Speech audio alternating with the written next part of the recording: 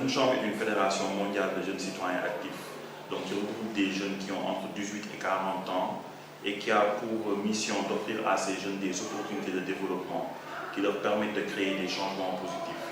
La Jeune Chambre est présente aujourd'hui dans plus de 120 pays à travers le monde.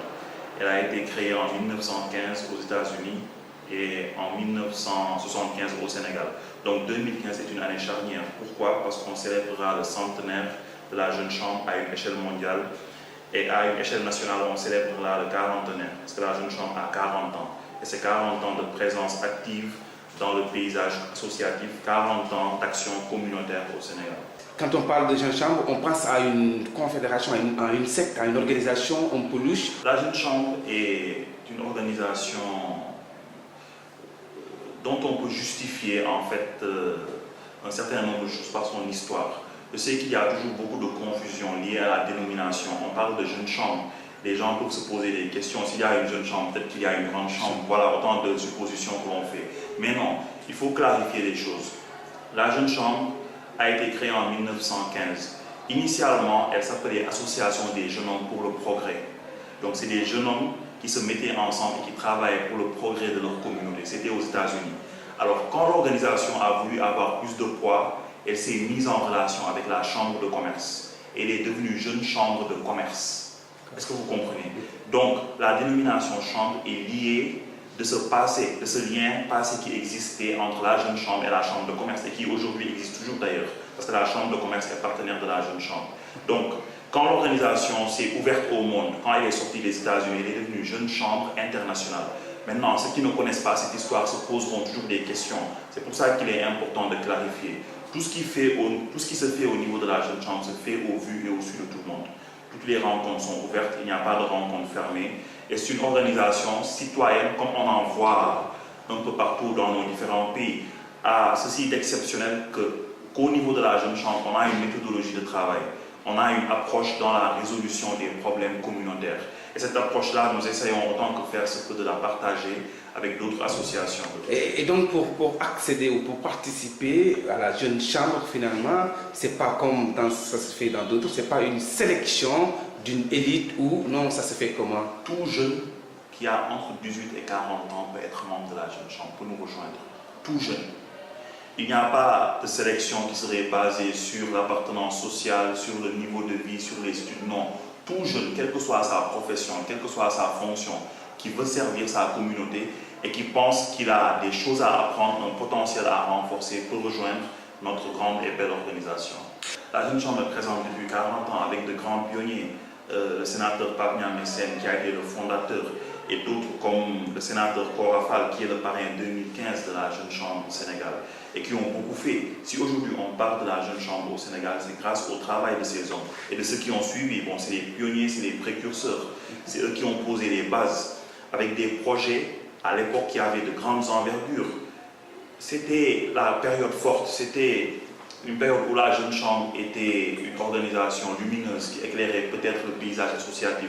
C'est vrai que ces dernières années, il y a eu un ralentissement, mais depuis 4 ans, la Jeune Chambre est en train de revenir. De plus en plus, les jeunes s'intéressent à ce que nous sommes en train de faire. De plus en plus, les jeunes nous rejoignent, travaillent avec nous dans le cadre de projets communautaires. Donc, comme toute organisation, la Jeune Chambre a eu des hauts et des bas, et aujourd'hui, elle est en train de revenir. Parce que ce qu'elle propose aux communautés correspond à un besoin actuel, à un besoin existant.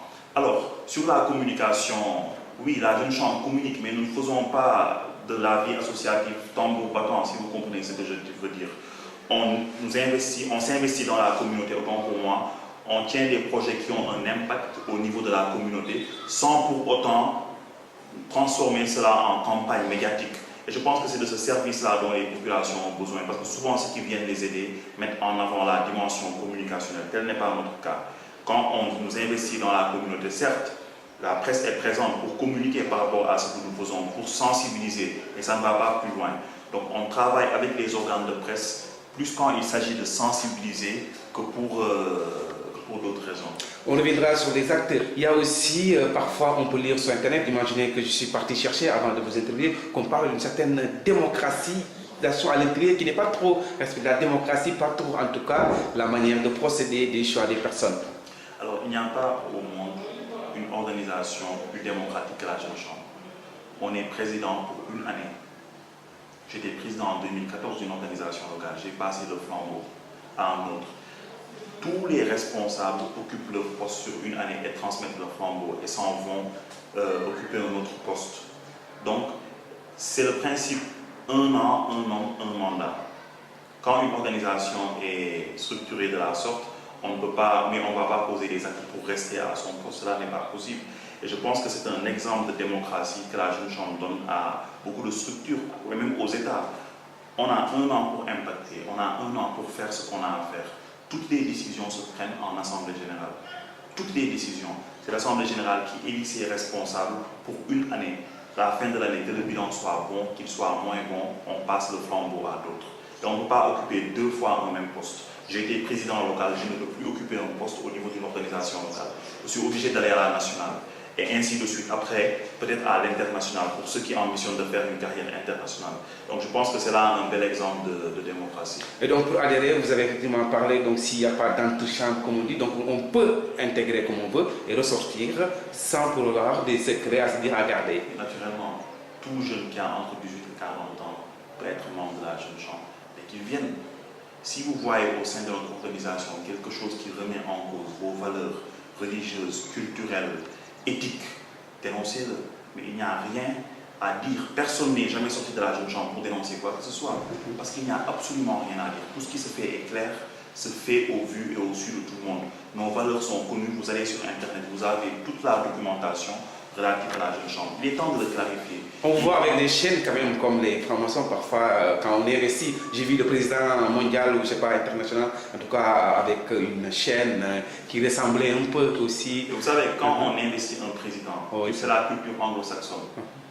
Regardez les photos des anciens chefs d'État du Sénégal. On les investit avec quoi? Avec des chaînes. C'est la culture anglo-saxonne. C'est un héritage d'une certaine culture anglo-saxonne. Une certaine culture qui veut que le président de l'organisation, que son investiture soit accompagnée d'un cérémonial. C'est tout. Vous le verrez au niveau de la présidence de la République, vous le verrez dans certains corps d'État qui ont leur cérémonial. En matière de droit, il y a un cérémonial qui accompagne certaines audiences. En matière, au niveau de l'Assemblée nationale, il y a un cérémonial. Donc c'est une culture que l'on manifeste à travers cette chaîne. Et cette culture est d'origine anglo-saxonne. Et donc revenons sur les 40 ans, donc 40 ans au Sénégal, 40 ans vous parlez de projets communautaires, d'actes. Est-ce que vous pouvez nous citer des actes que vous avez eu à faire? La création de la Jeune Chambre a installé des forages, la Jeune Chambre a formé des jeunes, parce que la Jeune Chambre initie des programmes de formation. Ceux qui nous rejoignent, qui veulent être membres, ils sont formés. Il y a des formations en management, en leadership, en développement personnel, en gestion d'entreprise. Donc c'est un apport énorme pour la jeunesse d'un pays. La Jeune Chambre a transformé des vies à travers des programmes de civisme, de citoyenneté. Les personnes ont pris conscience de ce qui devait être leur rôle au niveau de la communauté. C'est déjà une grande transformation parce que la personne humaine est la plus précieuse des richesses. Toutes les grandes transformations, tous les grands changements sont portés par des hommes. Donc le fait d'avoir transformé les hommes, d'avoir changé des vies, c'est déjà la plus grande réalisation. À côté de cela, vous parlez de réalisation communautaire. Oui, la Jeune Chambre s'est investie dans la lutte contre le cancer du sein et du col de l'utérus au niveau de Dakar numéro 1. D'autres travaillent dans le cadre du programme Manmaï Sénégal pour lutter contre l'insalubrité. Depuis des années, la Jeune Chambre lutte contre le paludisme dans le cadre du programme GCI Nothing But Nets en offrant des moustiquaires imprégnés aux populations. Nous faisons une sensibilisation, je reviens sur le cancer, nous faisons une sensibilisation très pointue sur le cancer avec l'association Prévenir, avec le docteur Kassé qui est un monument dans le cadre de la lutte contre le cancer du sein et du corps, dans le cadre de la lutte contre le cancer même, d'une manière générale. Donc, je pense qu'à Tirogne, à Daga, à Grand Yoff, partout où nous sommes allés, il y a eu un impact certain. Il y a des organisations qui s'investissent dans le don de sang. La Jeune Chambre Dakar Avenir, donc collecte des poches de sang pour sauver des vies. C'est un impact. On n'en parle pas, on ne fait pas de la vie associative, je le disais, avec tambour et trompette, mais l'impact est certain. Et partout où nous sommes partis, nous sommes passés, il y a eu un satisfecit des autorités locales. Donc vous parlez d'un programme qui vous tient, je vous l'ai souvent cité, Manmaï Sénégal. En résumé, c'est quoi Manmaï Sénégal? Enfin, on comprend que Manmaï Sénégal, ça demande un patriotisme, mais à votre niveau, c'est quoi exactement? Manmaï Sénégal signifie je suis le Sénégal. Je pense que tout Sénégalais est je suis le Sénégal. Maintenant, le Sénégal appelle le citoyen à une prise de conscience de ce que doit être son rôle. Quand on parle de civisme, de citoyenneté, la citoyenneté, c'est le fait d'avoir des droits et d'en jouir. Maintenant, le Sénégal appelle à la citoyenneté active, au-delà du fait que le citoyen a ses droits de vote qu'il manifeste en votant un certain nombre de droits. Maintenant, le Sénégal appelle le citoyen à s'impliquer pour le développement de sa communauté. Parce que chaque citoyen a sa partition à jouer. Le développement n'est pas seulement l'affaire des gouvernants, c'est aussi l'affaire de tout un chacun. Donc chaque citoyen aujourd'hui doit se retrouver à travers ce concept Mamaye Sénégal. Le Sénégal est notre pays et il aura le visage que nous lui aurons dessiné.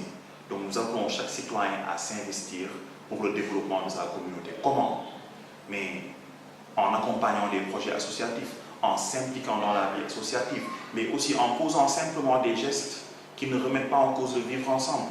Ne pas salir la porte de sa maison, ne pas uriner dans la rue, je suis désolé de le dire, respecter les feux rouges, ne pas, quand on a une voiture et qu'il y a un embouteillage, passer au niveau des trottoirs.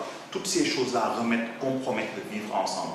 Donc le Sénégal est notre pays et nous appelons les populations à plus de civisme, à plus d'implication dans le développement de nos communautés.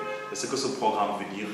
Et aujourd'hui, nous voulons en faire le cri de ralliement de la jeunesse sénégalaise. Qu'est-ce qui fait la différence? Je ne sais pas une différence, mais je veux dire, quelqu'un qui a été initié, qui a été membre, et quelqu'un qui ne l'a pas été. Dans l'attitude, c'est un grand penseur, Zig Ziglar, qui disait que l'attitude, plus que l'aptitude, peut déterminer l'attitude. Cela veut dire que là où nous arrivons, que le niveau que nous parvenons à atteindre est le fruit de nos compétences, mais aussi de notre comportement. À la Jeune Chambre, on nous enseigne un comportement, c'est une école de vie, un comportement citoyen, un comportement civique. Et on nous apprend aussi le leadership. Quand je dis qu'on nous apprend le leadership, il y a des programmes de formation qui renforcent le potentiel, qui renforcent les aptitudes des jeunes en termes de leadership. Et le jeune qui intègre la Jeune Chambre aura l'opportunité de donner libre cours à son potentiel, à sa créativité. Parce qu'on vous demande de penser des projets. Vous les pensez vous-même. Vous pensez ces projets en collaboration avec les populations, mais vous pensez des solutions innovantes. Vous pensez à des concepts nouveaux. Vous innovez, vous cherchez à aller plus loin. Donc vous devenez un citoyen différent. Vous devenez un citoyen modèle, responsable, et vous devenez un citoyen avec un leadership avéré. Et est-ce que de loin comme ça, si tu vois, vous voyez un jeune chambre de Lyon ou d'ailleurs, est-ce que vous allez le reconnaître? On peut se reconnaître à travers nos pins.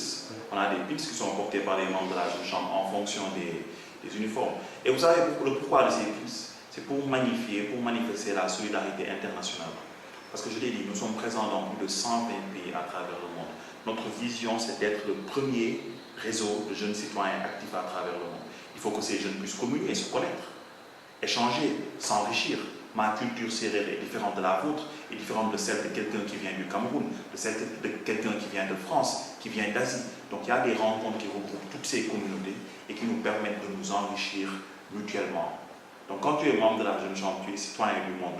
Quel que soit le pays où tu vas, tu as la possibilité de rencontrer des personnes qui sont de ton organisation et qui partagent un certain nombre de valeurs avec toi. Et c'est un grand plus. Alors, on se dit comment bonjour chez vous? Bonjour. Bon, on va aussi pareil, comme en français, comme en sérère. Il n'y a pas de particularité. Merci.